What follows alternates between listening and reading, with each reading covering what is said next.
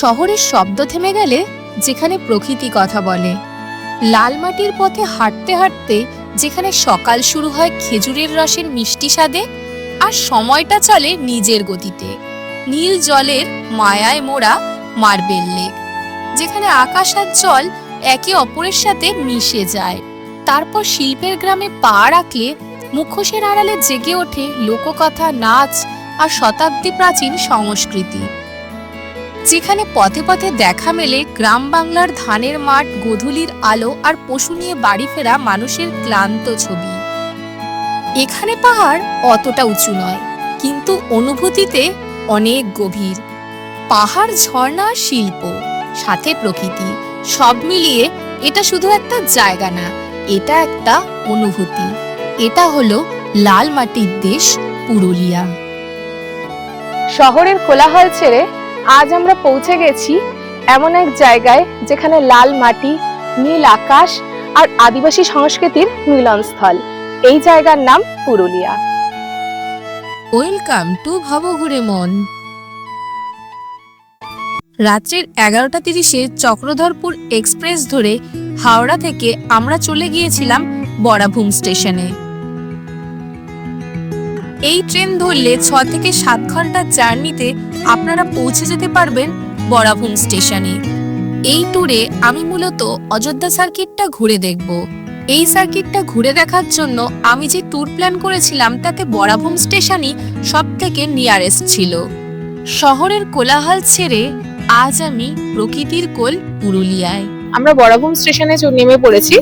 বরাভূম স্টেশনে এই জায়গাটা দিয়ে যেতে হবে, এখানেই গাড়িগুলো দাঁড়িয়ে থাকে। রিসর্ট থেকে গাড়ি এসেছিল আমাদের নিতে। এই বরাভূম স্টেশন থেকে আমাদের রিসর্ট পর্যন্ত পৌঁছতে 600 টাকা গাড়ি ভাড়া লেগেছিল। লাল মাটির পথে পাহাড়ের ডাক, এই তো পুরুলিয়ার শুরু। আমরা পুরুলিয়াতে এই রূপসী বাংলা ইকো কটেজেই চেক ইন করেছি। এটা বাঘমুন্ডিতে অবস্থিত। চলুন ভেতরটা দেখে নেবো এই জায়গাটা কিরকম।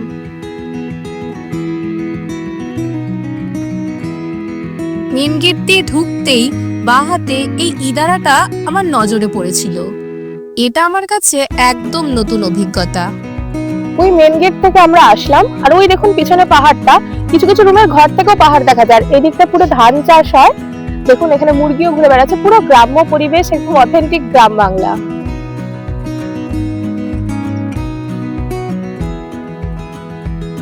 এই হচ্ছে আমাদের ইকো রিসর্ট। এর ভেতরে টোটাল 4টে মাড হাউস রয়েছে আর নর্মাল কটেজও রয়েছে। পরিবেশটা অনেক বড়, দেখাই চলুন। পরিবেশটা ভীষণই সুন্দর, একদম গাছপালায় ঘেরা। ইকো রিসর্ট যে নাম, তার সার্থকতা একদম খুঁজে পাবেন আপনি আসলে। টোটাল যে 4টে মাড হাউস রয়েছে পরপর।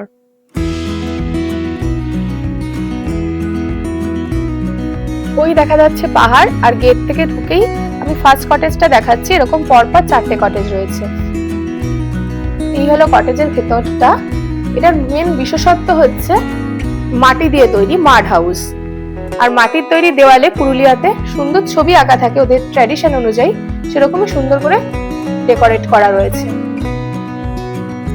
দেয়ালগুলো মাটির। এখানে 2টো বড় বেড রয়েছে। ওনারা বলছেন 4 জন থাকতে পারে, কেউ চাইলে 6 জনও এখানে থাকতে পারবেন। এখানে একটা আলনা রয়েছে জিনিসপত্র রাখার জন্য, আর বেডের সাইডে একটা টেবিলও রয়েছে। আর এই রয়েছে ওনাদের ওয়াশরুম, গিজারও আছে, মডার্ন ফেসিলিটি অ্যাভেলেবেল। এছাড়াও এখান দিয়ে সোজা চলে গেলে ওনাদের আরো কটা কটেজ রয়েছে, টোটাল 6টা। মাড হাউসে না থেকে কেউ চাইলে এই কটেজগুলোতেও থাকতে পারে। আর আমি শীতের দিনেই এসছি, আমি মাড হাউসে ছিলাম না, আমি এই কটেজগুলোতেই ছিলাম। একদম ঠান্ডা লাগেনি, খুবই সুন্দর লেগেছে। কটেজগুলোর সামনে থেকেই ওদিকে রয়েছে পাহাড়ের ভিউ। এর ডাইনিং এর সাথেই রয়েছে ওনাদের কিচেন। এই হলো কিচেন।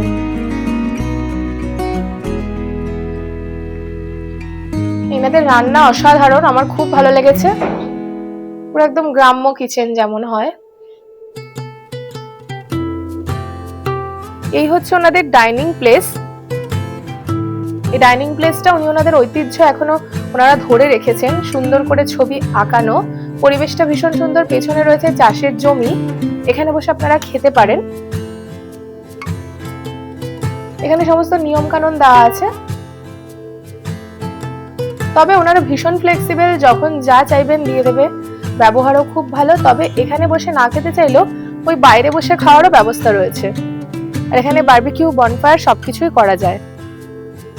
তার জন্য এক্সট্রা পে করতে হয়, যেটা রুম ভাড়া বা প্যাকেজ তার মধ্যে থাকে না। এই হলো পুরুলিয়াতে আমাদের রুম।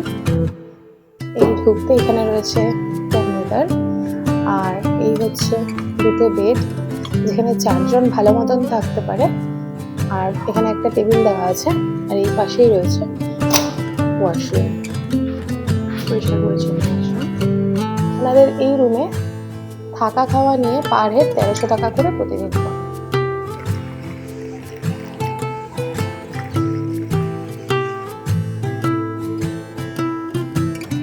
সকালে এসেই চা খেয়ে দোলনায় দুলছিলাম, সময়টা যেন থেমে গিয়েছিল। তো আজকে এখানকার ব্রেকফাস্ট দিয়ে আমাদের শুরু হচ্ছে দিনটা। ব্রেকফাস্টে আজকে রয়েছে ফুলকো লুচি, সাদা আলুর তরকারি, ডিম সিদ্ধ আর জিলেপি। একটু টেস্ট করে দেখা যাক কেমন। বেশ খাস্তাই আছে, মনে হচ্ছে ভালোই হবে।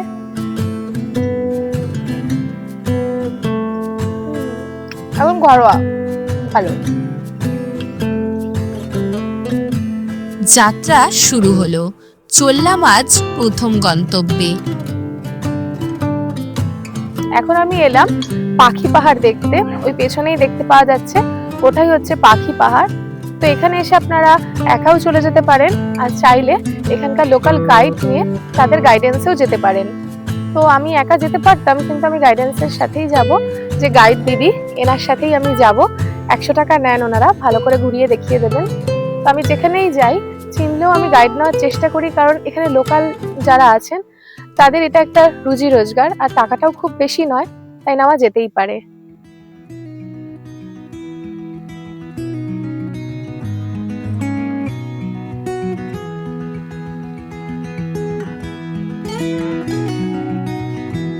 পাখি পাহাড়ের প্রথম যে চিত্র, সেটা এখানে পেয়ে গেলাম।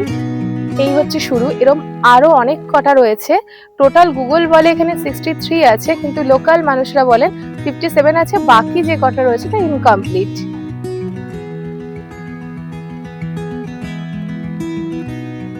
শিল্প আর প্রকৃতির মিলনস্থল হলো এই পাখি পাহাড়। পাথরের বুক চিরে লেখা রয়েছে প্রাণের গল্প। পাথরের দেয়ালে আঁকা পাখিগুলো যেন উড়ে যেতে চায় আকাশে। পাখি পাহাড় যেটা বলা হয়, সেটার আসল পাহাড়ের নাম হচ্ছে মুড়াবুরু পাহাড়।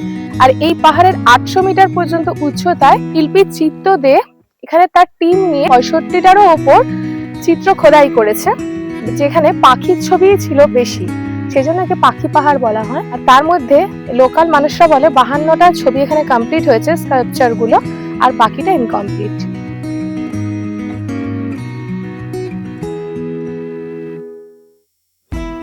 পায়ের নিচে লাল মাটি, সামনে নীরব দিগন্ত। হাঁটতে হাঁটতে যেন নিজেকে একটু নতুনই লাগছিল।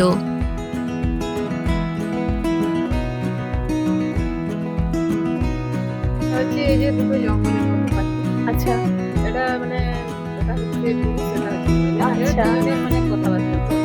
আচ্ছা, আচ্ছা, এটা পাথরটা তো গ্রানাইট না?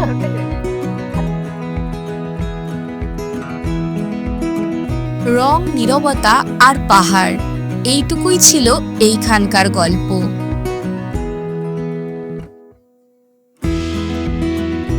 এইখানে গাড়ি পার্কিং করে এই বনটার ভেতর দিয়ে গেলেই পাখি পাহাড়। আর এই রাস্তার এই ধারে যে বাড়িটা রয়েছে, এটা হলো পাখি পাহাড়ের চিত্রশিল্পী চিত্তদের বাড়ি। ভ্রমণ কিন্তু তখনই সুন্দর যখন পরের জায়গাটা অজানা। পাহাড় আর গ্রাম বাংলা সবসময় আমার ভীষণ গাছের, ভীষণ পছন্দের। পুরুলিয়ায় বেড়াতে এসে আমি সাইট সিনে বেরিয়েছি, তো যেতে যেতে রাস্তার পাশে একটা নাম না জানা, খুব একটা পরিচিত নয়, এরকম একটা জায়গায় এই বাড়িটা খুঁজে পেলাম। মাটির বাড়ি রয়েছে, সেখানে পশুপালন হচ্ছে, পুরো সে গ্রাম বাংলার প্রকৃত চিত্র আমি এখানে পেয়েছি, তাই ক্যামেরা বন্দি করলাম।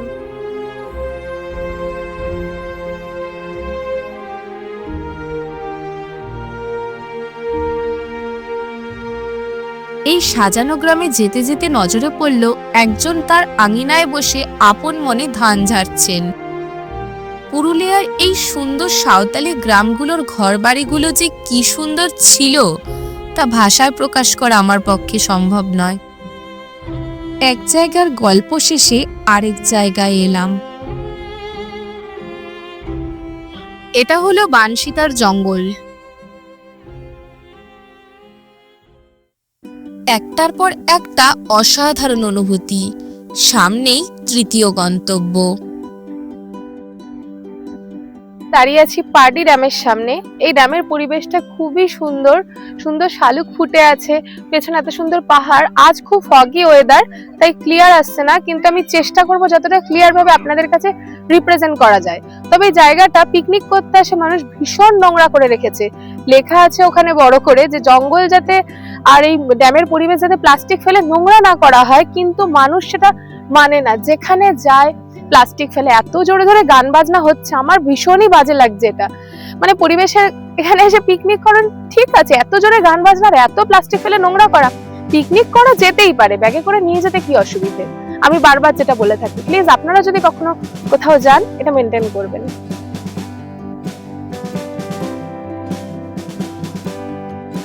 নীরব জল আর ধীর হাওয়া, পাহাড় ঘেরা একটা শান্ত পরিবেশ।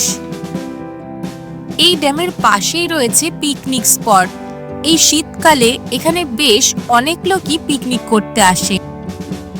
ভ্রমণের মাঝে একটু ব্রেক নিতে আমরা ফিরে চললাম আমাদের রিসর্টে। আমাদের দুপুরের লাঞ্চে রয়েছে ভাত, ডাল, আলু ভাজা, আলু পোস্ত, স্যালাড, এদিকে রয়েছে ফুলকপি আলুর তরকারি, মাছ আর চাটনি।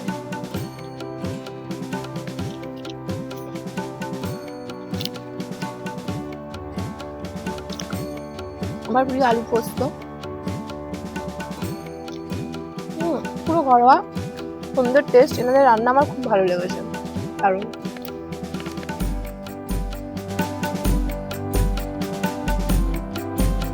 দিন গড়ালেও ভ্রমণ কিন্তু থামছে না।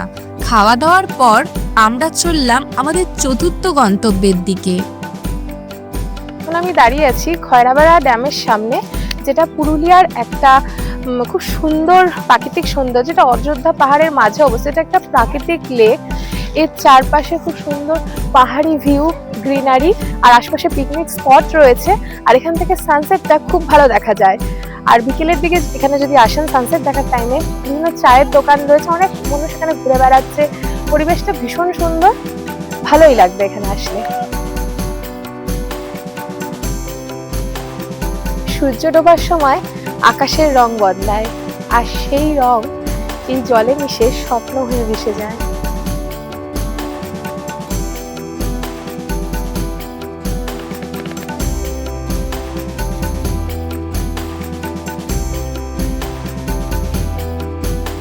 সূর্য ডোবার আগে এই স্থানটা মায়াবী হয়ে উঠেছিল।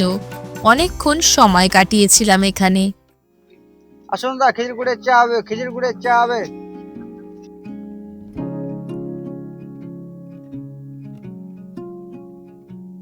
দাদা, আপনাদের দোকানে কি মানে নরমাল চা আর গুড়ের চা দুটোই হয়? হ্যাঁ।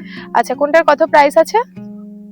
খেজুর গুড়ের দাম হচ্ছে 20 টাকা, আর নরমাল চা হচ্ছে 15 টাকা। আর এনাদের চায়ের দোকানের একটা বিশেষত্ব আমি দেখতে পেলাম, এই খয়রাপাড়া ড্যামের পাশেই এনাদের চায়ের দোকান। এই মাটির হাঁড়িতে এরা চা করে, আর এটা ওয়ান টাইম ইউজ। আজকেরটা ইউজ হয়ে যাবে, ফেলে দেবে, কাল যে চা হবে সেটা আবার আলাদা হাঁড়িতে হবে। টেস্ট করে দেখা যাক।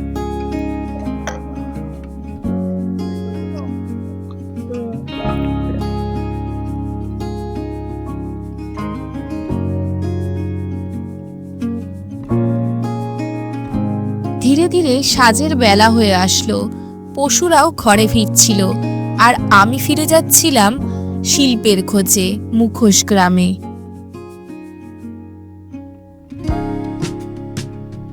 এখানে রঙের তুলিতে প্রাণ পায় কাঠামো। প্রজন্মের পর প্রজন্ম ধরে শিল্পীরা ধরে রেখেছে এই ঐতিহ্য। মাটির ছাঁচে গড়ে ওঠা মুখোশ, যেখানে ফুটে ওঠে দানব, দেবতা আর লোককথার চরিত্র। ট্র্যাডিশনাল যে আপনাদের মুখোশগুলো রয়েছে এগুলোর কেমন প্রাইস? এই মুখোশ আমাদের স্টার্ট আছে 200 টাকা থেকে, ছোট 400 টাকার আছে, 600 টাকার আছে, 800 টাকার আছে, 1000 টাকার আছে, 1500 টাকার আছে। এখন বর্তমান আমার 4000 টাকা পর্যন্ত মুখোশের দাম আছে। আচ্ছা, আর এগুলো ধরুন যখন নিয়ে যাবে কেউ এখান থেকে, এসে নিয়ে যাওয়ার ভয় নেই তো না? না, হয়ে যাও, এইসব কাগজ কাপড় দিয়ে তৈরি, আচ্ছা, ভাঙলে আমাদের ব্যবসায় শেষ হবে। ভীষণ সুন্দর, ভীষণ সুন্দর। এর মধ্যে পুরো পুরুলিয়াটা করা হয়েছে আমাদের। এইদিকে যেটা দেখছে সবুজ কালার, এটা হচ্ছে কদম উৎসব। এখন যদি অযোধ্যা ঘুরতে আসেন পুরো কদমের উৎসব পাবে, এটা কদম পুরো সবুজ সবুজ পাবে, পুরো দার্জিলিং মনে হয় আমাদের পুরুলিয়াটাকে। এটা কদম উৎসব বলি আমরা। এটা হচ্ছে পলাশ, মানে হোলির সময় পুরো পাহাড়টাই মতো হয়েছে লাল পলাশ। এখন আমি আছি পুরুলিয়ার চরিদা মুখোশ গ্রামে। এখানে মুখোশ শিল্পীরাই মেন যে ট্র্যাডিশনটা ধরে রেখেছে। এখানে বিভিন্ন ধরনের মুখোশ পাওয়া যায়, যেটা মূলত পুরুলিয়ার বিখ্যাত ছৌ নৃত্য আছে সেখানকার মুখোশ, এছাড়া পৌরাণিক কাহিনী এসবের উপরে এখানে মুখোশগুলো তৈরি হয়। এখানে বিভিন্ন ধরনের মুখোশ পাওয়া যায়, আপনারা যে কোনো জায়গা বাড়ির জন্য নিয়ে যেতে পারবেন। আর সব কাপড় দিয়ে কাগজ দিয়ে তৈরি, তাই এগুলো ভেঙে যাওয়ারও কোনো ভয় থাকে না। আর ওনাদের প্রত্যেকের একটাই দাবি যে এই যে শিল্পটা এটা হারিয়ে যাচ্ছে, তাই আপনারা যখনই পুরুলিয়া বেড়াতে আসবেন আপনারা আসুন এখানে। বিদেশিরা কিন্তু আমাদের দেশের শিল্পকে প্রচুর দাম দেয়, তাই আপনারা যদি এই মানে সুন্দর এই যে হস্তশিল্পটা এটা বাঁচিয়ে রাখতে চান, এখানে আসবেন, কিছু কিনে নিয়ে যাবেন।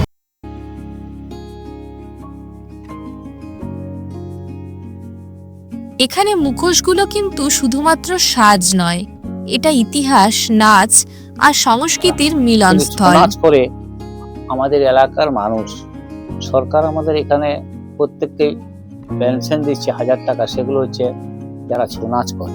কিন্তু আমরা একটা গ্রামে, সারা বিশ্বের এই গ্রাম একমাত্র মুখোশ তৈরি করা।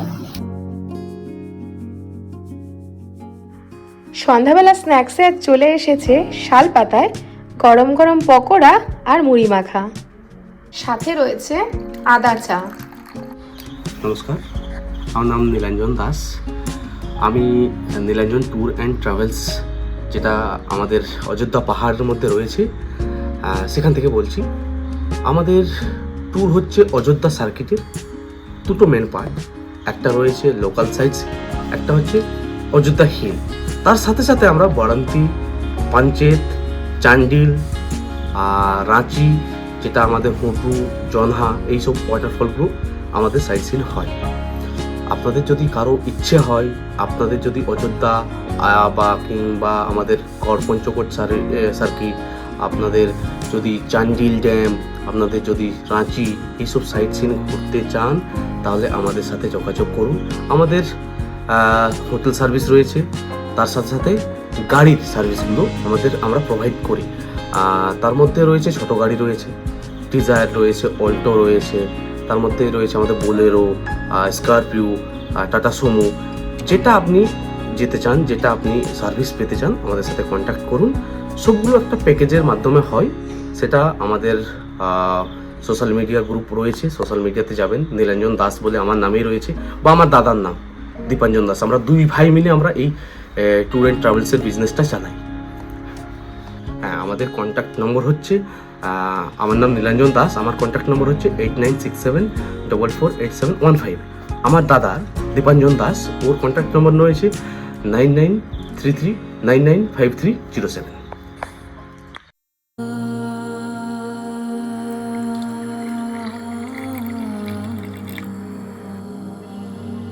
দ্বিতীয় দিন সকালে সবাইকে সুপ্রভাত। এই দরজা খুলেই সামনে হচ্ছে পাহাড়। আজকে রোদ উঠেছে, বেশ পরিবেশটা সুন্দর।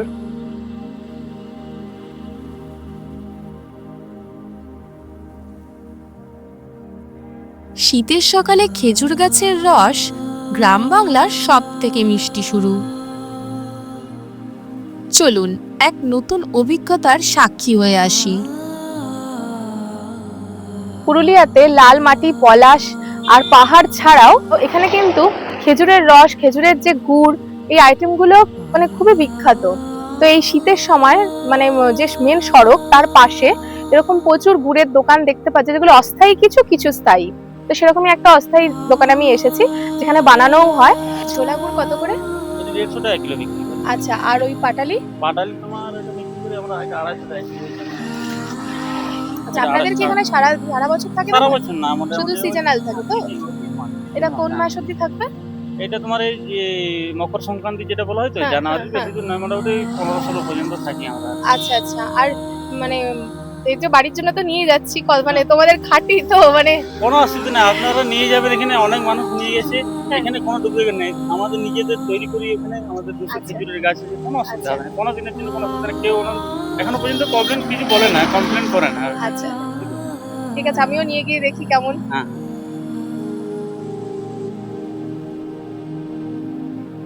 আজকের ব্রেকফাস্টে রয়েছে লুচি, আলুর দম, ডিম সিদ্ধ আর জিলিপি।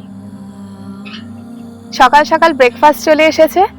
তো নর্থ বেঙ্গলে বিভিন্ন জায়গায় অনেক কিছু অ্যাস্থেটিক হয়, দোলনায় বসে খাওয়া এসব ব্যবস্থা হয়তো থাকতে পারে, বা আমি দেখেওছি নর্থ বেঙ্গলের দোলনার ব্যবস্থা, কিন্তু পুরুলিয়ায় এসে আমি যে পেছনে পাহাড়, সামনে দোলনায় বসে ব্রেকফাস্ট করব, এটা কিন্তু আশা করিনি। দ্বিতীয় দিন সকালে ব্রেকফাস্ট সেরে আমরা বেরিয়ে গেছিলাম সাইট সিনগুলো ঘুরে দেখার জন্য। আমরা এখন আসছি সেকেন্ড দিনের প্রথম স্পটে চলে এসেছি, লহরিয়া শিব মন্দির, যেটা পুরুলিয়ার একটা বিখ্যাত মন্দির। পাহাড় আর গ্রামের মাঝে শান্তভাবে দাঁড়িয়ে আছে এই শিব মন্দির। জিনিস দেখে আমার খুবই ভালো লাগলো, সেটা হচ্ছে এখানে যে জায়গাটা রয়েছে, এখানে পাখি রাখার জায়গাও রয়েছে, পাখিদের বাসা, আর শুধু পায়রা। এখানে ভিড় কোলাহল থাকলেও আছে ভগবানের সাথে ভক্তের এক অসাধারণ মিলন। স্থানীয়দের কাছে এই মন্দির খুবই জাগ্রত। এই মন্দিরের চারপাশে রয়েছে স্থায়ী অস্থায়ী অনেক দোকান। হর হর মহাদেব। এই ভেতর দিকে হচ্ছে মন্দির, এই মন্দিরের পেছনে রাস্তা দিয়ে বেরিয়ে আসলেই এদিকে হচ্ছে ড্যাম। এটি লহরিয়া ড্যাম নামেও পরিচিত।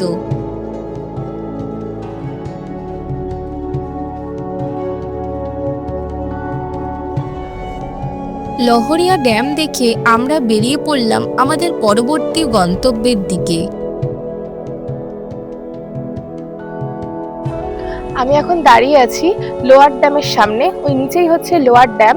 এখানকার প্রাকৃতিক পরিবেশ যেমন অপূর্ব সুন্দর, তার সাথে সাথে পুরুলিয়া পাম্প হাইডাল পাওয়ার প্রজেক্টের আন্ডারে এই জলাধারাটি।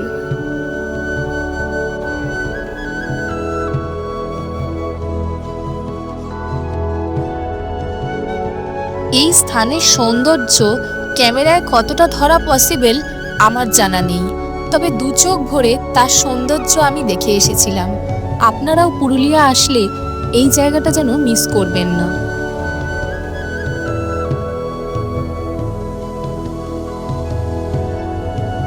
আমাদের গাড়ি ছুটে চলল তার পরবর্তী ঠিকানায়।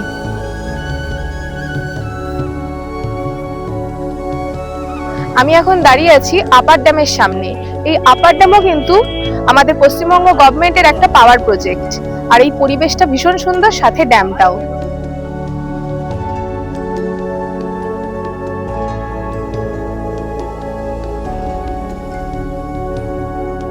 এই পাওয়ার প্রজেক্টের মাঝেই ওই পেছন দিকে রয়েছে সোলার প্রজেক্ট।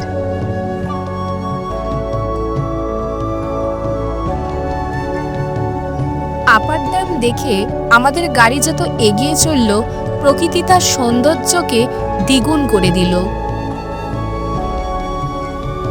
এই রাস্তাটা আর রাস্তার চারপাশের পরিবেশ আমার মনের খুব কাছের ছিল। এই স্থানে এসে গ্রাম বাংলাকে আমি খুব কাছ থেকে দেখেছিলাম। শহরের কোলাহল ছেড়ে আজ আমরা পৌঁছে গেছি এমন এক জায়গায়, যেখানে লাল মাটি, নীল আকাশ আর আদিবাসী সংস্কৃতির মিলনস্থল।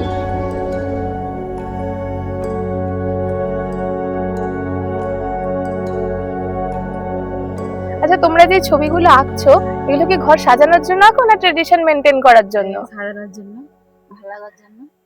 আচ্ছা, সুন্দর লাগে দেখতে ওই জন্য না? আচ্ছা, তুমি কি করো? আমি কিছু না, বাড়িতে থাকি। ও, পড়াশোনা করেছো? পড়তাম, এখন ছেড়ে দিয়েছি। আচ্ছা আচ্ছা, খুব সুন্দর লাগছে, এটাকে বাঁচিয়ে রাখো, ভালো লাগছে। ঠিক থ্যাংক আছে। ইউ।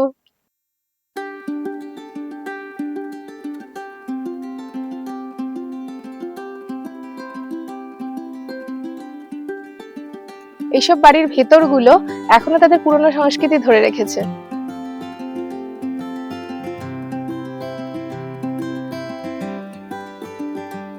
প্রকৃতি বড়ই বিচিত্র। এইখানেই পাহাড়, আবার লাল মাটি, ঝর্ণা, মার্বেল লেক, আরো কত কি। এইসব দেখতে দেখতেই আমরা পৌঁছে গেলাম প্রকৃতির কাছাকাছি আরো একটা সুন্দর জায়গায়। আমি এখন দাঁড়িয়ে আছি ময়ূর পাহাড়ে। এই ময়ূর পাহাড়ে ময়ূর দেখবেন এরকম ব্যাপার নয়, ময়ূর থাকে কিন্তু এত লোক আসলে কি আর ময়ূর থাকে? তবে এখানকার সিনিক বিউটিটা খুবই সুন্দর।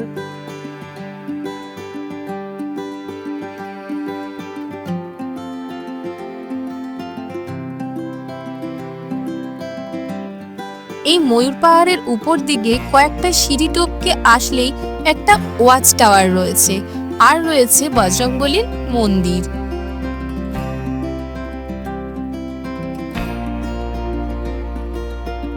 এইখানকার নীরবতাকে সঙ্গে নিয়েই আমাদের গাড়ি ছুটে চলল তার পরের গল্পের দিকে।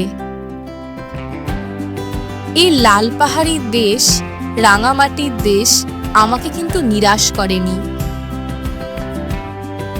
এই জায়গাতে আজকের পরের গল্পটা শুরু।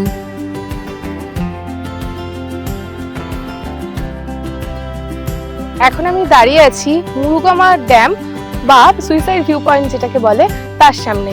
সুইসাইড ভিউ পয়েন্ট মানে কিন্তু এটা নয় যেখানে সুইসাইড করতে চলে আসবে। আমার তো মনে হয় এটার মিনিং কেউ সুইসাইড করার চিন্তা ভাবনা করলেও এত সুন্দর পরিবেশ দেখে তার যে থিঙ্কিং, যে ভাবনা নিয়ে আসবে সেটা চেঞ্জ হয়ে যাবে। এই হচ্ছে সেই।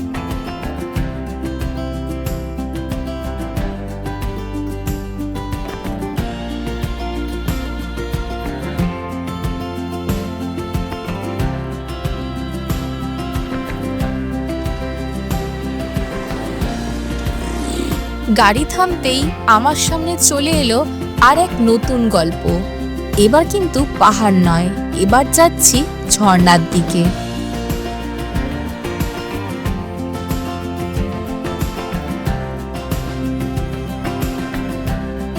আমরা ঝর্ণার খুব কাছে চলে এসেছি। ওই যে পেছনে দেখা যাচ্ছে আর একটু গেলেই সেই সুন্দর বামনি ফলস।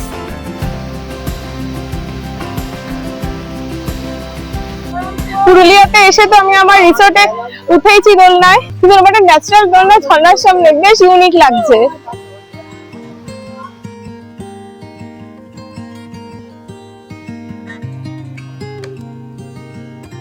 এই হলো বামনি ফলস, এই পুরোটা জুড়েই রয়েছে বামনি ফলস।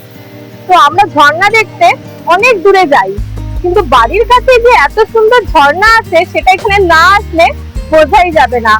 এখানকার পরিবেশটা বেশ সুন্দর, আর অনেকটা ট্রেক করে আসতে হয়। আসার সময় ঠিক আছে, সিঁড়ি করা আছে, অসুবিধা নেই, কিন্তু ওঠার সময় একটু তো কষ্ট হবে। আর এত সুন্দর জিনিস দেখার জন্য এইটুকু কষ্ট তো করাই যায়।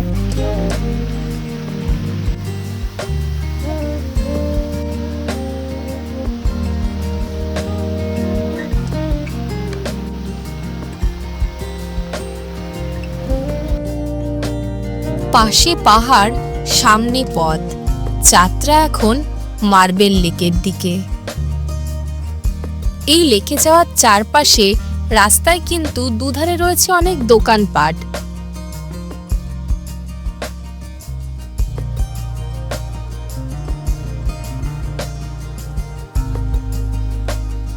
এখন আমি দাঁড়িয়ে আছি মার্বেল লেকের সামনে। এই মার্বেল লেকটা পুরুলিয়ার একটা লুকোনো রত্ন। এক সময় যখন নাকি পাহাড়ে খনন কার্য চলছিল, সেই সময় বিস্ফোরণ ঘটিত কারণে এই লেকটা সৃষ্টি হয়েছিল। এই লেকের পরিবেশটা ভীষণই সুন্দর। এই শীতের সময় একটু ক্রাউডেড থাকে, বাকি টাইমে এটা খুবই শান্ত মনোরম একটা পরিবেশ। উপরে নীল আকাশ আর নিচে একদম সুন্দর স্বচ্ছ জল, পাশে সাদা মার্বেল, তা আলাদা অনুভূতি সৃষ্টি করবে।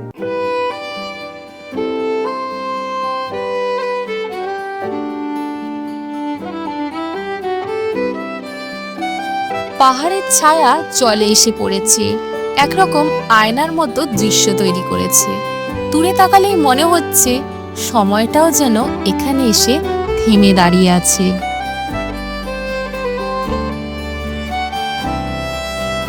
এইখানকার সময়টা শেষ করে আমরা চললাম আজকের দিনের শেষ গন্তব্যের দিকে। এখন আমরা এলাম তুর্গা জলপ্রপাতের সামনে।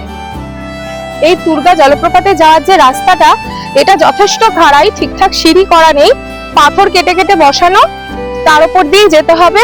মানে বেশ অ্যাডভেঞ্চারাস বা সুন্দর।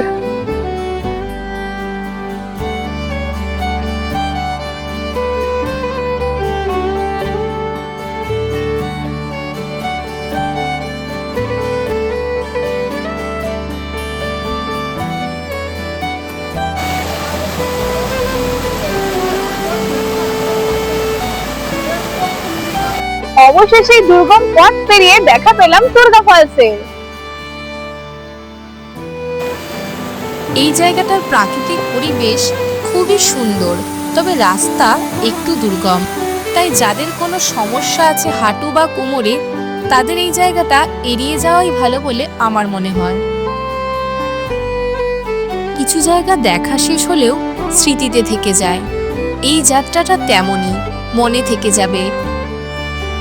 পুরুলিয়ার এই নিখাত সৌন্দর্য আমি সঙ্গে করে নিয়ে যাচ্ছি। অবশেষে আমরা ভিডিওর একদম শেষ প্রান্তে চলে এসেছি। পুরো ভিডিওটা যদি আপনাদের ভালো লেগে থাকে, please like, comment, share, hype করে আমার চ্যানেলের পাশে থাকবেন। আর চ্যানেলটি সাবস্ক্রাইব করে রাখতে ভুলবেন না। দেখা হচ্ছে পরের কোনো সিনেম্যাটিক ভিডিওর সাথে। ততক্ষণ পর্যন্ত সুস্থ থাকবেন, ভালো থাকবেন। ধন্যবাদ।